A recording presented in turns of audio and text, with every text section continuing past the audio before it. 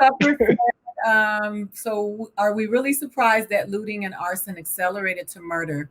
How shocked are we that 17-year-olds with rifles decided they had to maintain order when no one else would? So when I hear that, I'm thinking, one, he is also agreeing with Black Lives Matter that law enforcement isn't doing their job, because if you're saying no one is doing their job, then who are you talking about? Because it is not the job of the citizens to maintain order, right? But we know that that's not what he meant when he said that, right? So what he was trying to indicate was that the uprisings are out of order and that somebody had to do it. You know, how do you, I would love to hear your take on what's happening in Kenosha, what is happening as a result of this. You have to look at it from the perspective, from a journalistic perspective, but you also look at it from the perspective of a Black man, which you cannot abandon no matter what you do, because it's just part of it's who you are.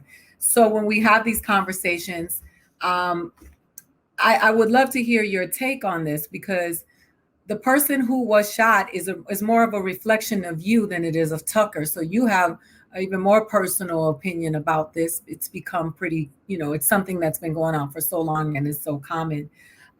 You are on Fox News, and I think people need to understand that everybody on Fox News they don't think that exactly the same way, and so you give a voice. No. Right, so you give a voice to the people who that people don't know exist on that network.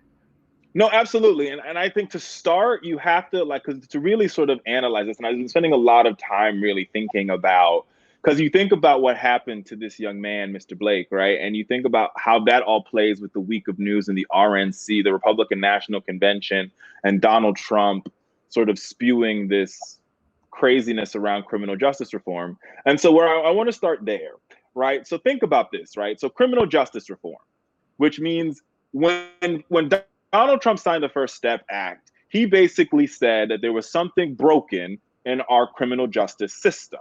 Now, when you say the criminal justice system, Donald Trump wants you to believe that it's only the prison part. But people forget that the criminal justice system is a system, and a system means you have many things that make up a system, right? And so you have the courts, you have the prisons, you have prisoner reentry and on parole and all that part, but you also have the most critical part of the criminal justice system, which is how do criminals get into the criminal justice system to begin with? Law enforcement.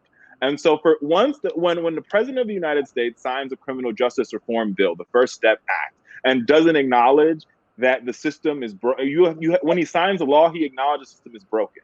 And so he can't really see, the president really is a hypocrite here, because he can't speak out of both sides of his mouth, saying that I passed this law and I fixed the system, but the system is still broken. And the place the system is broken is law enforcement. Now, I'm not saying that, all police are bad. I'm saying the system that police operate in are broken. And when I say that, let me be very, very, very clear, right? And you see it in all these cases, whether it's the case that we just saw with Mr. Blake, whether it was the case in Aurora where women were dragged out of their car and arrested while their children were in the vehicle and they were like, oops, sorry, we made a mistake. Or these cases, there's so many names and so many faces of people of color that we can attach to these cases. And I'll go one step further, whether it be the laws in Arizona where they're asking Latinas and Latinos to show them their papers for a traffic stop or for a broken tail light. It's all part of the same broken system. And in this broken system, what ends up happening is people of color are over-policed. And when they're over-policed, there's use of excessive force, right? There, and let me be very clear, because if you look at all the recent polling done in communities of color, Black people and Latinx folks and Latinas and Latinos aren't anti-police. They actually appreciate police presence in their community. But 1 in 5 African Americans say that the police only 1 in 5 think that the police treat them with courtesy and respect when they engage with them, which means the relationship between police and communities of color are completely broken, right? In white neighborhoods, you get law and order, right? Kids are playing in the streets, the cops are throwing the football, you have officer friendly. In Black communities, the officers are unfriendly, and I'm not talking about all officers, I'm making a generalization based on these cases that you see here, and the responses are not the same. And you see it happening all across the country. I give you like what happened in Michigan during the shutdown. During the shutdown in Michigan, white men showed up to the Capitol with guns. The police officers didn't have riot gear on. They didn't have tear gas. They were just, standing there, and they were looking at the men with guns like nothing was wrong. But yet, when peaceful protesters who are all unarmed show up to say Black Lives Matter, they're tear gassed. That means there's something wrong with the system, and we have to reform the entire system. And to reform the entire system, we have to acknowledge that all Americans want public safety in their community. They want their communities to be safe. They want their communities to be welcoming. Nobody, Black, white, yellow, purple, green, wants drug dealers on their corner. Nobody wants murderers in their community. But I think there's this false notion and ideology out here that in Black communities, like, we want to sort of like harbor criminals, and we don't want any police, and we want to abolish the police. No, that's not what we're saying. What we're saying is, instead of the police department buying riot gear and buying tanks and buying weapons from the Pentagon, we would rather spend that money in other places where we need support. We need guidance counselors in our school. And the statistics bear that out.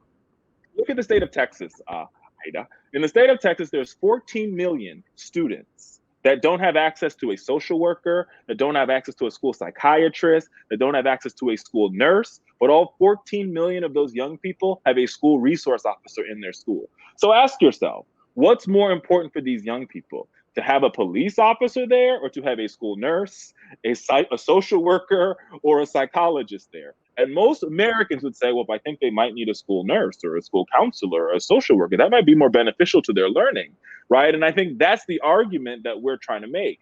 And what you're actually hearing Republicans say is, oh, they just want to defund the police. They want to abolish police. No, we just want the police to work as good for us as they work for them. And I think that is what's become sick and twisted to me when you hear Republicans say, oh, they just want to defund. And I'm like, no, if the police work in your neighborhood, what you guys have over there, that's what we want over here. Simply put, same thing for the schools. The schools over there, the public schools over there that work perfectly, just bring them over here so they work for us. That's all we're asking for. It's really simple. And I think they are trying to make something very simple complicated. And I think that's part of the problem.